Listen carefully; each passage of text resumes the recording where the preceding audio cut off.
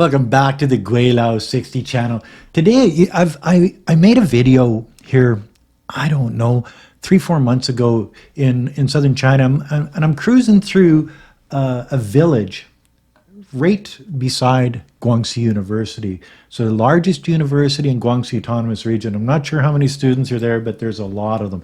But this village, just off the east gate of the university, is a place where I sort of hang out every once in a while. They've got the restaurants. I get my hair cut over there.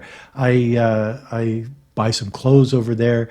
I buy groceries. There's places, little stores where you can sit there and have a beer and talk to your neighbors because it's only a couple blocks away. But it sort of shows you. Drink a little wine while I'm watching this video with you guys. So, the idea that these places still exist in a city of 8 million people, like Nanning City. Nanning City is the capital of Guangxi Autonomous Region. It's anybody that's watched this channel before knows it's an hour and a half from the South China Sea and an hour and a half from the Vietnam border. So we're way down there in the bottom part of China. Hotter than a $5 pistol in the summertime. And it does get cool in the wintertime, even though we're sort of down. If you went around the world, you'd be about Honduras for how close to the equator that you would be. But I've seen it get down to 5, 4, 3, even 2 degrees in the middle of winter. That lasts a day or two, and then it's back up to like 20 degrees, mind you. But the whole idea of this video is to just show you cruising through an area of China that you see the little grocery stores. They're all ma and pa operations. The reason why things are so inexpensive in China is because you've got competition coming out of your yang. Everybody wants to sell their wares. And very few people go to the Walmarts or the superstores or the big grocery chains to buy anything because it's really expensive, a lot more expensive. They've got employees, they've got overhead, they've got the brick and mortar type thing.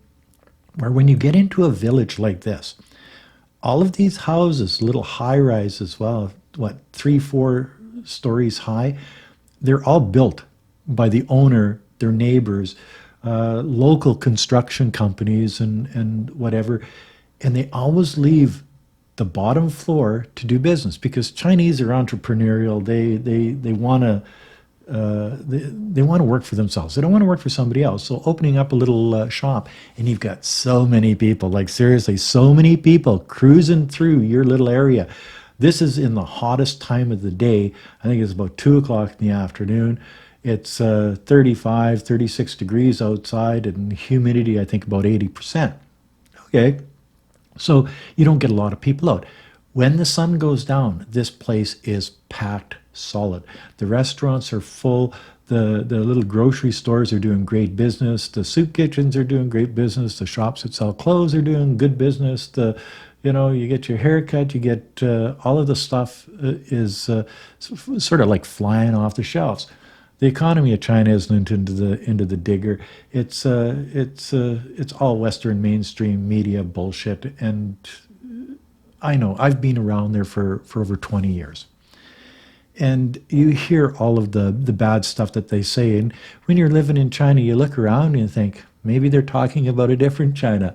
I don't know, but when you see the stores that have the doors closed, that's because it's in the middle of the day.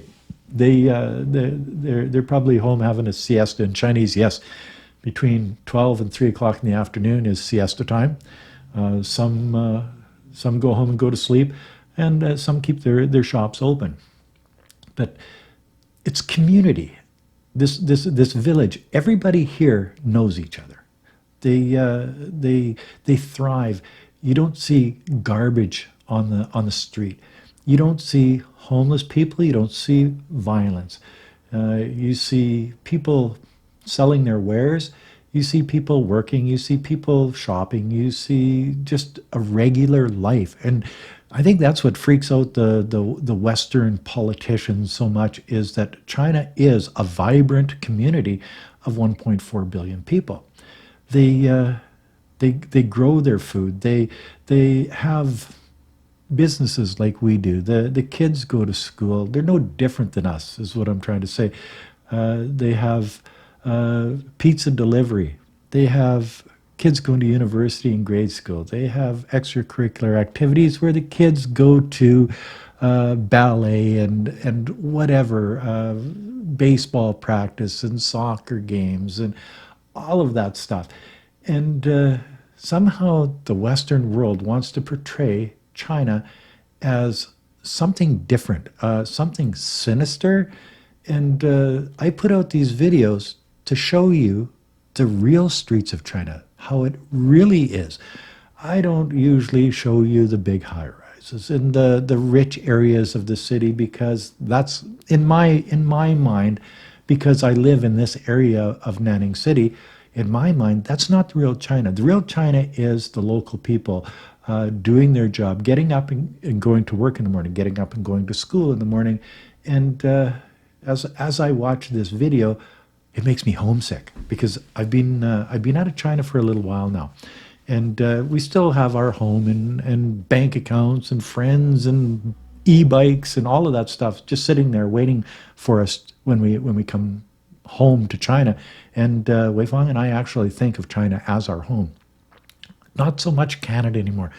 I made a video a couple of years ago about, coming back to Canada and not actually fitting in the Canadian world anymore.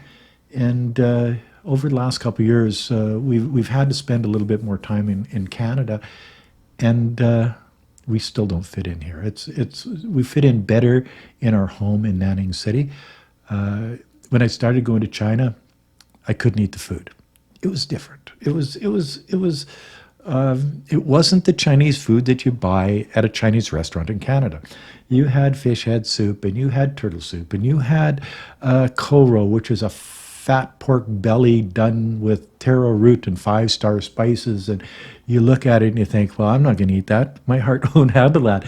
Wow, but once you start eating these foods and you taste the goodness of it, and your cha sao, and it's sort of like a bacon or a ham type thing that they've got, from sao yao, the barbecued duck, to the sao tan, it's like a barbecued sausage type thing.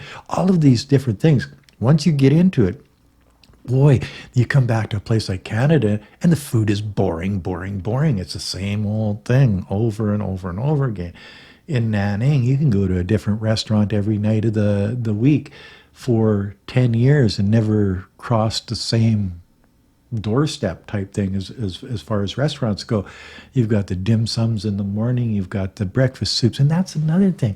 Inexpensive to live there. My God, my condo fees are 600 renminbi, the people's money, per year. And that's like $120 Canadian. That's at $10, and that's $10 a month, guys. And that covers 24-hour-a-day security, garbage pickup, yard maintenance, the whole frickin' 9 yards type thing. If you ask them, they'll even come change light bulbs for you if you want. You go out for a breakfast soup, it's like pork or beef and noodles and hot peppers and condiments and whatever, and it fills you up like a big bowl of soup. $2 Canadian, 10 RMB, 9 RMBs.